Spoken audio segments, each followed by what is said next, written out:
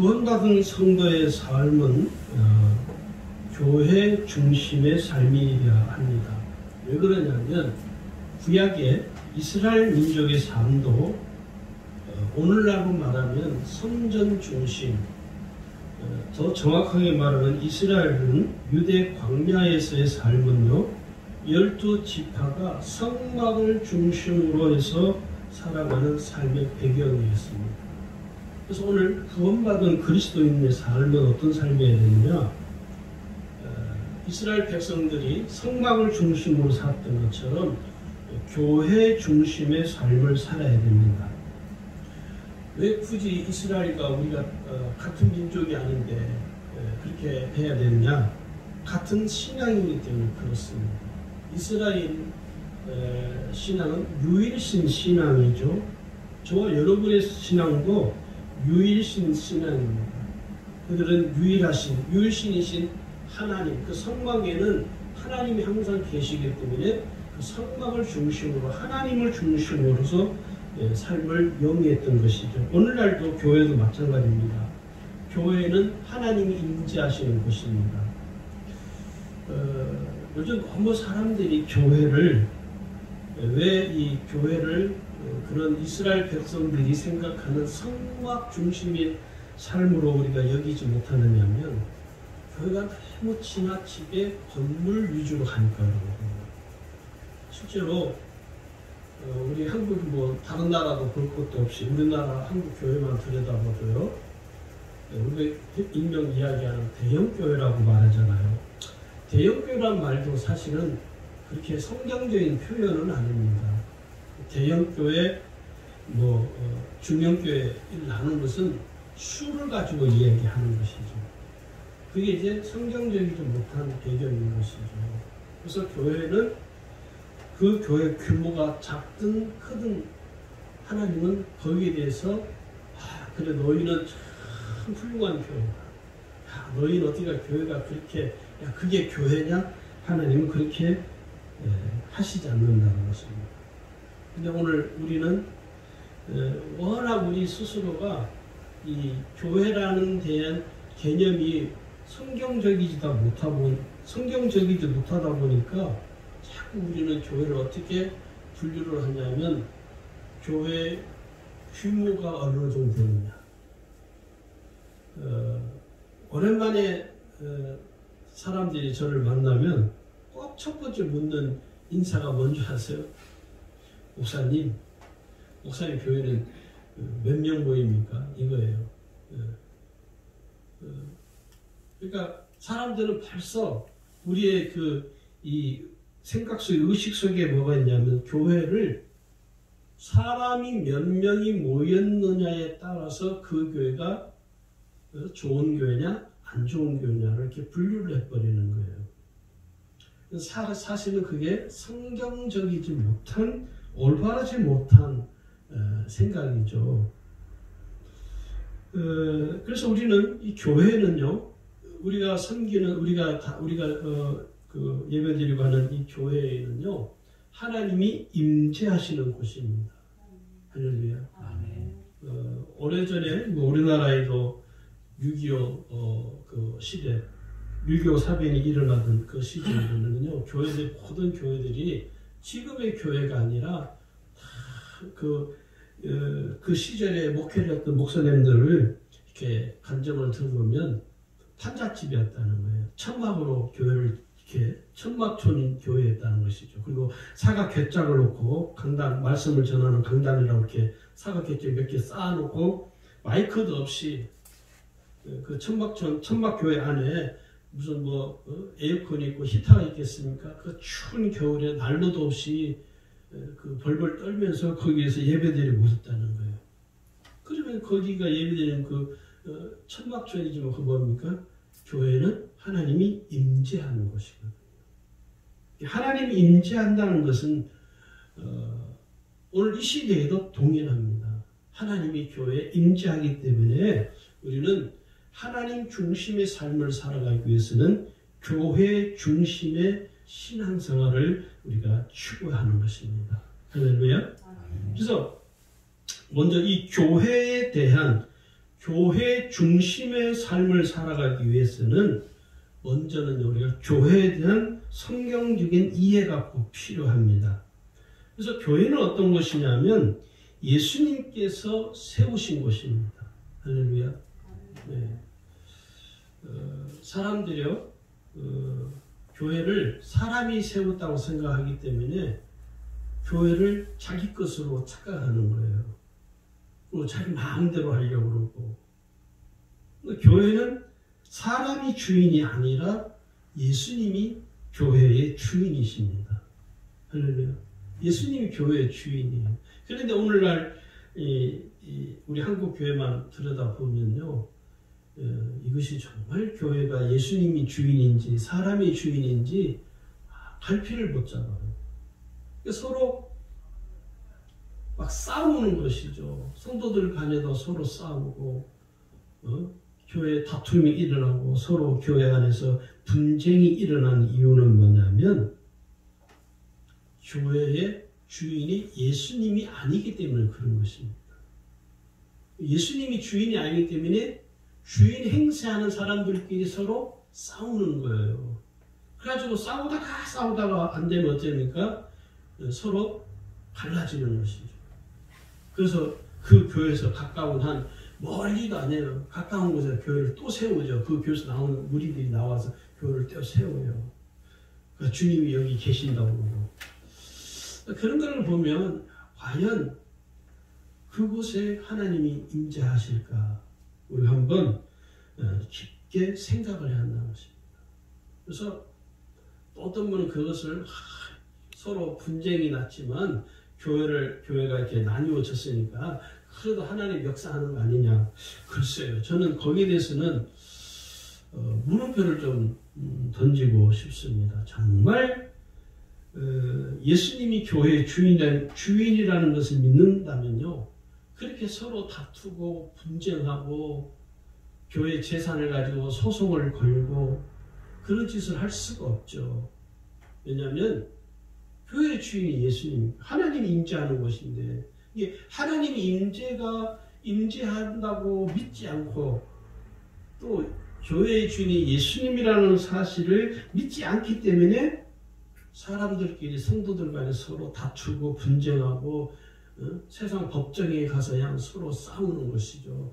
그런 몰골들을 보면서 하나님이 과연 그곳에 계실까 하는 물음표를 우리가 던질 수밖에 없는 것입니다. 왜 그러냐면요, 오늘 우리가 읽는 본문이죠. 교회가 세워진 배경, 그리고 교회가 존재하는 그 배경이 어디냐면 이 마태복음 16장에 있습니다. 예수님께서 뭐라고 하냐면 내 교회를 세운다, 그렇게 말씀하셨거든요.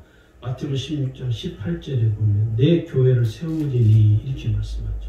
어떤 교회냐면 음부의 권세가 이기지 못하리라.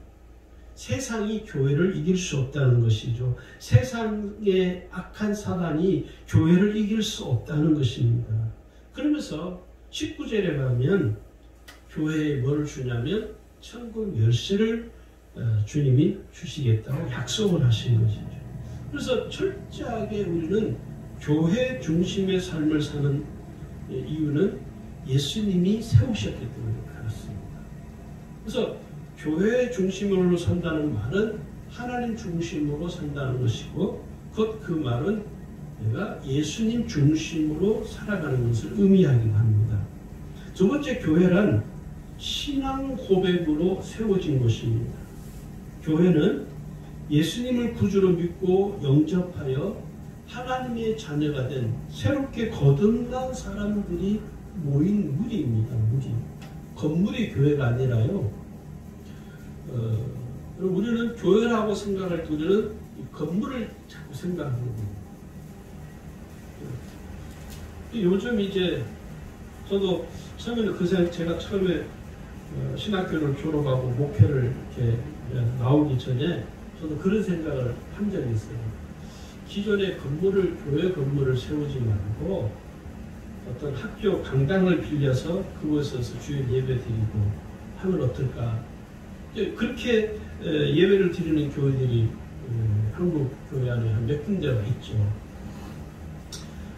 제가 가보지는 않았지만 저는 이제 책을 통해서 또 그분의 그 교회의 소문을 듣고 그쪽으로 이렇게 가는 그쪽 지역에 가는 길이 있어서 일부러 그 교회 앞으로 지나갔어요. 차를 운전해서. 거기에 대한 전주에 안디옥 교회라고 있습니다. 아주 유명한 목회자들에게는 너무 유명한 교회죠. 일명 깡통 교회라고 해요. 거기를 처음 개척한 목사님이 이동희 목사님이신데 지금은 이제 연세가 많으셔서 은퇴하셔서 2대 두 번째 목사님이 지금 목회를 하고 계시는데 거기는 이 성도들이 주일학교, 교회학교 교사들도 자기가 헌금해서 헌신을 해서 교회학교를 해요. 교회 재정으로 교회학교를 운영하는 것이 아니라 그러니까 그렇다고 그 교사들이 11조를 본교에다 안 하고 교회학교에다 하는 것이 아니라 그러니까 그렇게 교사들이 헌신을 해서 교회학교를 예배를 드리고 그래요. 거기는 그 더운 여름인데 에어컨 없이 선풍기를 돌리고 그래요. 일명 깡통교회라고 하는데 가서 지금 어떠냐? 지금도 아마 똑같을 거예요. 이렇게 마치 이제 깡통처럼 이렇게 챙겨졌어요. 그런데 성도들이 불평이 없어요. 그래서 그 교회 재정의 50%는요 선교비로 지출을 합니다. 그 교회가 처음 세울 때 그 교회를 세운 목적이 뭐냐면 선교하는 교회가 된다. 그 재정의 50%를 선교사들에게 또 그 교회가 없는 오지에 있는 그런 세계 곳곳에 복음을 전하는 곳에 재정을 흘러보낸다는 원칙을 가지고 세워진 교회죠. 그 교회의 어떤 기독교 신문에 나온 것을 보니까 그 교회 성도가 감정을 이렇게 쓴 것을 보니까 거기 뭐냐면 그 성도의 감동 중에 그런 부분이 있어요. 우리 교회는 철저하게 신앙 고백에 의해서 세워진 교회입니다. 이렇게 그 성도 되시는 분이 짤막하게 간증한 것 중에 그 글이 있어요. 오늘 우리가요, 과연 교회가 정말 신앙 고백에 의해서 세워진 교회인가를 우리가 깊게 생각을 해야 됩니다. 신앙 고백에 의해서 세워진 교회라면요, 그것은 하나님 임재하시는 것이죠. 여러분, 기독교가 타 종교와 혼합될 수 없는 이유가 뭐냐? 신앙 고백입니다. 예를 들어서 나는 예수님 믿습니다. 어떤 사람은 나는 예수는 안 믿지만 나는 교회를 좋아합니다. 나는 하나님을 안 믿지만 나는 부처를 믿지만 나는 하나님도 믿습니다. 그런 사람들이 만약에 우리 교회에 모였다고 해보세요. 어떻게 됩니까? 그 교회가 아닙니다. 교회는요, 같은 신앙을 고백하는 사람들이 모인 곳이 교회예요. 혹시 여러분 중에 저는 예수님을 믿거든요. 저는 예수님 나의 하나님이신 것을 저는 저 생명과도 바꿀 수가 없어요. 근데 여러분 중에 이거 목사님 그 생명까지 언급하고 그러시냐고. 저도 예수님을 믿지만 저는 생명까지 내놓고 믿고 싶지 않습니다. 만약에 그런 분들이 있다면요, 교회에서 같은 신앙을 가지고 신앙생활을 할 수가 없습니다. 할렐루야. 우리 한국 교회 안에는요, 감리교도 있고 장로교도 있고 성결교도 있고 순복음도 있고 그렇습니다. 그는 교단이 다르다고 해서 신앙이 다른 게 아니거든요. 어떤 지역을 가면요, 어느 특정 교단을 가리키면서 이상한 거 아니에요. 또 강원도나 저기 강화도에 가면요, 90% 이상이 감리교예요. 그 지역에 가면 감리교가 아닌 교단은 이상하게 이렇게 교인 사람들이 봐요. 그러니까 교단이 서로 다르다고 해서 서로 신앙이 틀린 게 아니거든요. 다른 게 아니거든요. 같은 신앙입니다. 제가 처음에 구세군에 대해서 저는 아는 바가 전혀 없었어요. 구세군은 몰랐거든요. 왜냐하면 제가 어렸을 때 저희 동네에 구세군이 하나 있었어요. 구세군, 그때는 교회라고 안 했고 구세군 영문이라고 했거든요. 저는 그것이 교회인 줄 몰랐어요. 그 교회 마당에 놀기까지 했는데도 교회라는 생각을 한 번도 해본 적이 없어요. 그런데 제가 목회를 하면서 제 친구가 지금 부산에 구세군 교회 담임 목회를 하고 있는데 그 친구 때문에 구세군에 대해서 알게 됐어요. 그래서 저는 구세군이 우리하고 전혀 다른 신앙인 줄 알았더니 그게 아니라 우리가 다 똑같은 신앙 고백을 하는 교회이더라고요.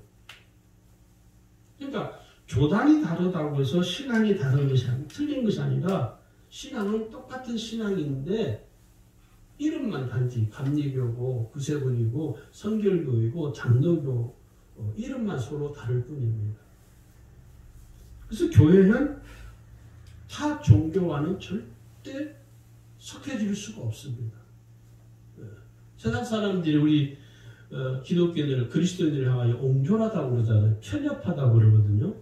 왜 편협하다고 생각하느냐면 타 종교와 혼합되지 못하니까 우리 보고 편협하다는 거예요. 그건 편협한 것이 아니라 신앙이 다르기 때문에 같은 신앙이 아니기 때문에 서로 어울릴 수가 없는 것입니다. 우리가 그것을 잘 이해를 해야 돼요. 그래서 그 신앙 고백이 뭡니까? 오늘 읽은 본문 16절에 그랬죠. 이 베드로가 고백한 신앙 고백입니다. 주는 그리스도시요 살아계신 하나님의 아들이십니다. 이 고백을 우리도 함께 하는 것이죠. 자, 그 다음에 세 번째 교회는 뭐냐면 교회는 예수님의 이름으로 모인 곳입니다. 사람의 이름으로 모이는 것이 아니에요. 근데 참 안타깝게도 그 중에 어떤 성도들 중에는요, 그 사람의 이름을 보고 교회를 가는 사람이 있어요. 어떤 특정한 목사의 이름을 보고 그 교회를 가는 사람이 있어요. 그래서 그 목사님이 하는 말이 다 옳은 거예요. 다른 사람이 틀리다고 하면 다른 분들이 그 잘못된 가르침이라고 이야기를 해줘도요, 귀에 안 들어와요, 이미. 왜? 그분이 이미 예수님처럼 믿어버리니까. 사람의 이름을 추종하는 것이죠. 사람의 이름으로 모이는 것이죠. 우리 기존 그 교회 중에 그런 교회들이 몇 군데가 있습니다. 여러분 정말 조심하셔야 돼요. 목사의 이름을 보고 신앙생활 하다는 망합니다. 큰 낭패를 당할 수 있습니다. 우리가 그것을 항상 경계를 하셔야 돼요. 목사의 이름을 보고 신앙생활 하는 것이 아니라 우리는 예수의 이름으로 믿고 예수의 이름에 의해서 우리는 교회에 모여서 예배를 드리는 것입니다. 그래서 우리는 지금 우리가 오늘 이 수요예배 모인 것도 누구 이름 모인 거죠? 예수의 이름으로 모인 것입니다. 할렐루야. 그래서 마태복음 18장 20절에 보면요, 두세 사람이 내 이름으로 모인 곳에는 나도 그들 중에 있느니라. 할렐루야. 그러니까 우리가 지금 예수의 이름으로 모인 것이에요. 박예화 목사 이름으로 모인 것이 아니라 사람의 이름 때문에 모인 것이 아니라 예수의 이름으로 우리가 이곳에 지금 모여서 예배를 드리는 것입니다. 그것이 교회예요. 자, 교회가 세워진 성경적인 배경이 있습니다. 첫 번째는요, 예수님께서 교회 유대 사회죠. 유대인들이 하나님께 예배를 드리는 성전을 예수님이 향하여 그 성전에 들어가시면서 예수님이 엄청나게 질책을 합니다. 그 장면이 요한복음 2장 13절에서 22절에 그 사건이 그 일지가 기록이 되어 있어요. 성전 안에서 예수님이 아주 말할 수 없는 대노를 하는 장면이 이 요한복음 2장에 기록이 되어 있어요. 거기서 이 사람들이 예배를 드리고 기도를 해야 할 그 성전 안에서 무슨 짓을 하냐면 매매를 하는 거예요. 물건을 주고 팔고 짐승을 주고 팔고 돈을 바꾸고 하는 그런 정말 성전 안에서 해서는 안 될 그런 세속화된 짓을 하고 있는 장면을 보시고 예수님이 노끈으로 채찍을 만들어서 양이나 소, 이 짐승들을 다 성전에 쫓아버리고 돈 바꾸는 사람들의 돈을 쏟고 상을 엎어버리는 장면이 요한복음 2장에 사건이 기록이 되어 있어요. 왜 이렇게 예수님은 성전 안에 들어가서 대노를 하시느냐? 왜 이렇게 예수님은 분노를 하시느냐? 화를 내시느냐? 예수님이 지금 성전 안에 들어가셔서 매매하고 장사하는 그 사람들에게 화를 내는 건요, 우리가 분노를 일으킨 거고 다른 차원입니다. 예수님은 그 사람들이 뭐라고 말씀하냐면 이 성전을 헐어버려라. 내가 사흘 만에 이 성전을 다시 일으키리라. 예수님 말씀합니다. 그러니까 유대인들이 볼 때는 아니 나이도 젊은 사람이 이 성전을 짓는데 1, 2년 걸리는 것이 아니고 몇십 년이 걸려도 진 이 성전을 도대체 너가 몇 살인데 이 성전을 사흘 만에 다시 지을 수가 있겠느냐라고 예수님을 해가지고 비난을 하죠. 그런데 예수님이 지금 이 성전을 새롭게 성전을 다시 헐고 사흘 동안에 다시 성전을 일으킨다는 말은 무슨 말이냐면 예수님이 십자가에서 죽으실 것을 말씀하는 것입니다. 그리고 예수님은 요한복음 2장 21절에 보면 예수는 성전된 자기 육체를 가리켜 말씀하신 것이라 그렇게 기록되어 있습니다. 그러니까 예수님이 십자가에 죽으시고 다시 살아나시고 부활하심으로 인하여 그 예수님이 다시 성전을 다시 새롭게 일으키는 거예요. 그게 오늘날 교회의 태도입니다. 교회가 형성되어지는, 교회가 세워지는 성경적인 배경이죠. 그래서 초대 교회가 세워진 그 배경이 어디냐면 오늘 예수님에 있습니다. 성전, 이 시대 예수님 지금 성전 안에서 매매하는 사람들에 관해 화를 내는 것은 교회가 거룩하지 못한, 하나님께 예배드리고 기도하는 그 성전이 거룩하지 못한 것에 대해서 예수님이 질책을 하시는 것입니다. 오늘 우리는 예수님이 십자가에 죽으심으로 예수님이 이제 교회를 새롭게 세우신 것이죠. 그래서 지금은 성전이 아니라 교회입니다. 교회는 누구의 몸이냐면 예수님의 몸이에요. 교회는 예수님의 몸인 것입니다. 두 번째는요, 이제는 교회에서 누구든지 하나님을 만날 수 있는 새로운 길이 열려진 것이죠. 마가복음 15장 37절에 38절에 보면 예수님께서 십자가에서 운명하실 때 성소 휘장이, 성전 안에 있는 성소 휘장이 위로부터 아래로 찢어졌다고 성경은 기록을 하고 있습니다. 이 성전 안에 있는 휘장이 찢어졌다, 이 말은 무슨 의미냐면 누구든지 이제는 하나님께 나갈 수 있는 거예요. 누구든지 어떤 사람이든지 믿는 자는 하나님께 나갈 수 있는 새로운 길이 열려진 것이죠. 그전에는 뭡니까? 특정한 사람, 누굽니까? 대제사장이죠.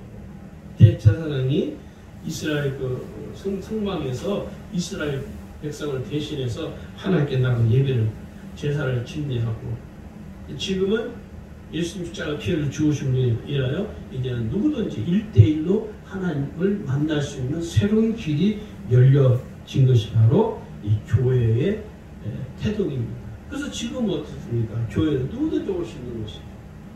누구든지 들어올 수 있고 누구든지 하나님을 뵐 수 있고 누구든지 하나님께 예배할 수 있고 누구든지 술 취한 자도 올 수 있고 가난한 자도 올 수 있고 배우지 못한 사람도 올 수 있고 빈부의 귀천이 없는 것처럼 이제는 이 교회에 가서 하나님께 예배드리는 것에 있어서는 하나님을 만나는 데서는요 그 사람이 어떤 신분이냐는 중요하지 않다는 거예요. 그게 오늘 교회가 세워진 배경 이유이기도 합니다. 그래서 교회가 해야 될 가장 기본적인 것이 있습니다. 베이직이라고 하는데 바탕이죠. 바탕. 교회가 가장 기본적으로 해야 될 바탕이 뭐냐면 기본이 뭐냐면 교회는 하나님께 예배를 드리는 것입니다. 하나님께 예배를 드리는 것이에요. 교회가 해야 할 가장 중요한 첫 번째 기본 중에 하나는 예배이죠. 지금 우리는 코로나 때문에 예배가 많은 어려움을 당하고 있죠. 그럼에도 불구하고 우리는 예배를 우리는 사모하고 우리는 주의 이름으로 모여서 예배 드리는 것을 소홀히 해서는 안 된다 하는 것입니다. 요한복음 4장 23절에도 말씀한 것처럼 하나님 어떤 사람을 찾느냐면 신령과 진정으로 예배드리는 자. 여기 보면요. 아버지께 참되게 예배하는 자들은 영과 진리로 예배할 때가 오느니 곧 이때라. 아버지께서는 자기에게 이렇게 예배하는 자들을 찾으시니라. 그렇게 말씀을 하죠. 그래서 이제 뭐 조만간에 아마 코로나가 오늘도 1000명이 넘었죠.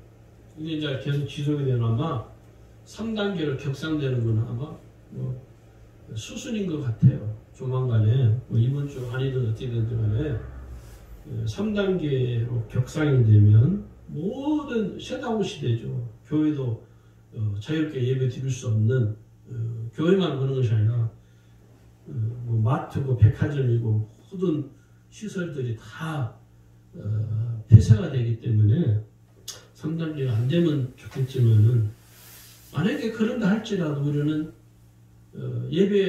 교회 와서 예배 드리지 못한다 할지라도 온라인으로라도 하나님께 예배 드리는 것을 소홀히 할 수는 없는 것입니다.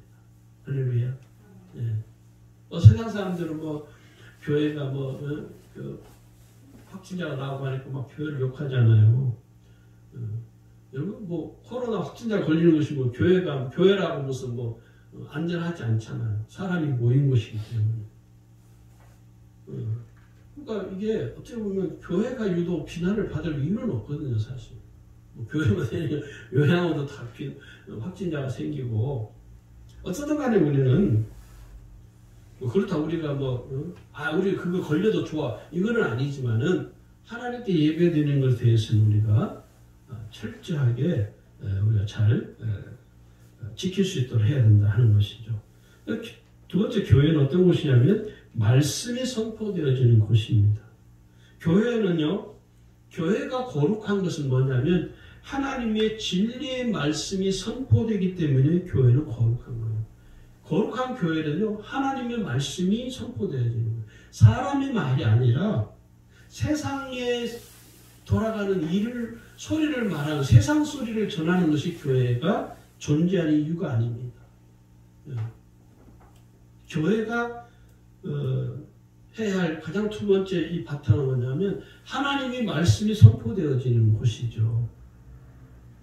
왜 그러냐면 사도행전에 보면요, 이 베드로가 설교를 하고 난 후에 성도들이 이렇게 반응을 해요. 우리가 어찌할꼬? 그 말은 하나님의 말씀을 듣고 난 후 그 자리에서 성도들이 사도에게 묻습니다. 사도요, 우리는 어떻게 하면 되겠습니까? 우리가 어떻게 해야 될까요? 그러니까 베드로가 뭐라 합니까? 회개하라고 그러죠. 사도행전 2장 38절에 보면요, 베드로가 이렇게 말하죠. 너희가 회개하여 각각 예수 그리스도의 이름으로 세례를 받고 죄 사함을 받으라. 그래야 하면 성령의 선물을 받으리니. 여기 뭐냐면 회개하고 예수의 이름으로 세례를 받고 죄 사함을 받은 후 성령을 선물로 받을 것이다. 이게 이제 말씀을 듣고 난 이후에 성도들이 반응하는 그런 모습인 것이죠. 그리고 세 번째는 살아계신 하나님께 기도를 하는 것이 교회입니다. 예수님이 그렇게 말씀하시죠. 내 집은 만민이 기도하는 집이라 이렇게 말씀했죠. 그래서 교회가 해야 될 늘 마치 이 습관이 돼야 될 것이 뭐냐면 기도하는 것입니다. 그리고 교회는 성례전을 행하는 것입니다. 이 성례전은 두 가지죠. 성찬식과 세례식입니다. 성찬식은 예수님의 살과 피를 받아 먹고 마심으로써 예수님과 이제 한 몸이 되는 것입니다. 그리고 세례는 예수님을 구주로 믿고 구원받은 거듭난 성도가 첫 번째 행하는 예식이 뭐냐면 이 세례식이죠. 그래서 세례식을 저는 이제 뭐에 비유냐면 출생신고에 비교를 합니다. 아기가 태어나면 그 아이의 이름을 호적에 올리죠, 부모가. 그거 같은 것이죠. 그 다음에 이제 마지막으로 교회를 세우신 목적을 우리가 잘 이해를 하고 있어야 되는데, 예수님께서 교회를 세우신 목적이 크게 두 가지입니다. 교회가 이 세상에 존재하는 두 가지 이유가 크게 두 가지예요. 그것은 이제 이렇게 세분화해서 하기 때문에 크게 나누자면은 첫 번째는 영혼 구원입니다. 예수님 자신도 이 세상에 오신 목적에 대해서 예수님이 마가복음 1장 30절에 이미 말씀을 하셔서 거기 예수 이렇게 말하죠. 우리가 다른 가까운 마을들로 가자. 거기서도 전도하리니 내가 이를 위하여 왔노라. 예수님도 영혼 구원을 하기 위해서 이 세상에 오셨다는 거예요. 그러면서 예수님께서 제자들에게 전도할 것을, 영혼을 구원할 것을 계속 가르치시죠. 예수님이 항상 가는 곳마다 뭘 하셨냐면 영혼 구원하는 일을 했습니다. 병든 자를 고치는 것도 단순히 질병을 치유하는 것이 목적이 아니라 그 질병 치유하는 것을 통해서 그 영혼을 구원하는 것이 예수님의 목적이었어요. 요한복음 4장에 나오는 사마리아 여인 스토리도 마찬가지거든요. 예수님이 그 여인을 왜 만나줬느냐? 영혼을 구원하기 위해서. 그 여인이 구원받은 후에 동네 사람들에게 가서 자기가 만난 예수를 전하죠. 그게 영혼 구원이라는 것입니다. 그리고 예수님은 제자들 두 사람씩 짝을 지어서 전도를 보냈죠.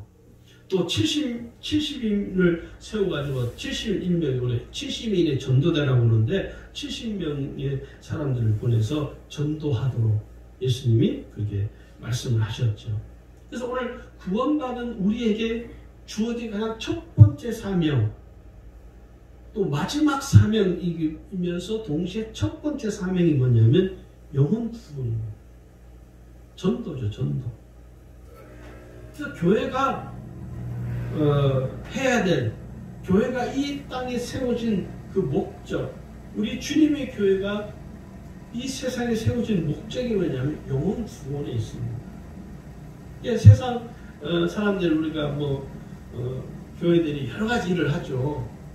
봉사도 하고, 우리는 교회가 큰 교회들은 저도 전에 있던 교회에서 강원도에 청년들 한 40-50명이 강원도 그 시골에 가서 그 지역에 있는 사람들에게 무료로 미용 봉사도 하고, 또 의사들도 같이 가가지고 의료 봉사도 하고, 그 마을도 이렇게 청소도 해주고, 그 마을에 해관에 가서 그 마을 어르신들을 집집마다 가서 막 집안 청소도 해주고. 그 왜 하느냐면 그 영혼을 구원하기 위해서 여러 가지 봉사 일을 하는 거예요. 그러니까 봉사를 왜 하느냐? 봉사를 하기 위해서 하는 것이 아니라 그 영혼들을 구원하기 위해서 교회가 봉사를 하는 것입니다. 그래서 오늘 이 초대교회를 여러분 보시면요, 초대교회가 가장 중요하게 생각했던 것이 뭐냐면 영혼 구원이었습니다. 초대교회 성도들이 흩어져서 복음을 전하는 일을 감당했던 장면이 이제 사도행전 3장에 가면요, 이게 파급이 되어지죠. 그러니까 사도 바울도 여러분 보시면은요, 사도 바울도 결국 다메섹 도성에서 주님을 만나게 하는 하나님의 섭리가 있죠. 하나님께서 왜 그 사도 바울을 회심케 하느냐면 이방인들에게 복음을 전하기 위해서, 영혼을 구원하기 위해서 사도 바울을 하나님의 강권되는 섭리하심에 의해서 사도 바울을 하나님이 회심하게 합니다. 존 웨슬리 목사님이 회심을 한 이유도 뭡니까? 영혼 구원이죠. 오늘 우리가 사는 우리의 삶의 첫 번째 사명이자 마지막 사명이 뭐냐? 저와 여러분의 사명은 영혼 구원에 있습니다. 그래서 교회가 이 땅에 존재하는 것입니다. 언제까지? 우리 주님 앞에 갈 때까지. 오늘 저와 여러분이 우리가 구원받은 성도로 살기 위해서 우리는 세상 중심의 삶이 아니라 하나님이 임재하시는 교회 중심의 삶을 사는 성도들이 되길 주의 이름으로 축원합니다.